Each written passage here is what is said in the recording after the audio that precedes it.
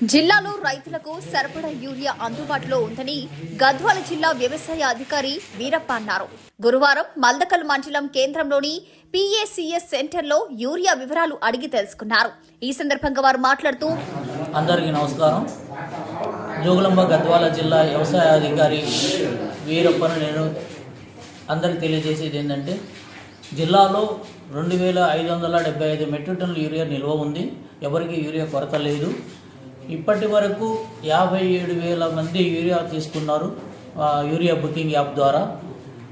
మొత్తం బుక్ చేసుకున్న రైతులేమో 67,000 మంది ఉంటే 57,000 మంది తీసుకున్నారు. 11,322 మెట్రిక్ టన్నుల యూరియా రైతులకు సరఫరా చేయడం జరిగింది. జిల్లాలో రైతులు సాగు చేసిన పంటలకు సరిపడా యూరియా అందుబాటులో ఉందని, ప్రతి ఒక్కరూ యూరియా యాప్ ద్వారా బుకింగ్ చేసుకుని మీకు దగ్గరలో ఉన్న దుకాణాల్లో యూరియాను తీసుకోవాలని సూచించారు. అనంతరం రైతులు సాగు చేస్తున్న వరి పంటను పరిశీలించి పలు సూచనలు చేశారు. మీ వెంట ADA సంగీత లక్ష్మి, మండల వ్యవసాయ అధికారి మరియు AEOలు రైతులున్నారు. సార్, ఇంతవరకు మాకు ఛానల్ లైన్లో నిలబడి బాలకాడ పసులని కట్టేసి నీళ్ళు తప్పక సేద్యం చేసుకున్నాక 2 రోజులు లైన్లో ఉంటే కూడా రాకుండే సార్. మాకు యూరియా రాకుండే ఇబ్బందులు పడి ఇంకా ఒక తిరిగిపోయిన వాళ్ళం కూడా కొంతమంది ఉన్నాయి సార్. ఇప్పుడు ఫోన్ ద్వారా మీద యాప్ చేసుకుంటే యాప్ మీద వస్తే బయట ఉండి కూడా మా కొడుకు యాప్ చేస్తే వచ్చి తొందరగా పోతం వేసుకుంటాం, వస్తాము, చల్లుకుంటాం సార్. ఇప్పుడు అయితే మాకు యాప్ ఉంది. నా పేరు కిరణ్ కుమార్ రెడ్డి. నేను PACS మల్దకల్ సెక్రటరీగా వర్క్ చేసుకున్నాను, జోగులాంబ గద్వాల డిస్టిక్.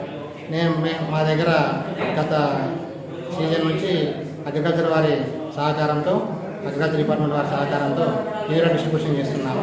అయితే గతంలో కొంచెం ఇబ్బందులు ఎక్కువ ఉండేది. రీసెంట్గా ఈ ఫిబ్రవరి నుంచి ఫర్టిలైజర్ బుకింగ్ యాప్ వచ్చింది.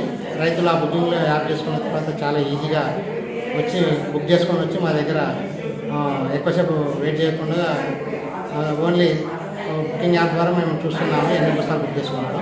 చూసుకొని వాళ్ళకి ఎమ్మడే తమ్ము పెట్టించుకొని ఈ-పాస్ మిషన్లో డిస్ట్రిబ్యూషన్ చేసేస్తున్నాము. ఇప్పుడు చాలా ఈజీగా ఉంది. ఈ యాప్ వచ్చినందువల్ల గవర్నమెంట్ వారికి మరియు అగ్రికల్చర్ డిపార్ట్మెంట్ వారికి ధన్యవాదాలు తెలుపుతున్నాము.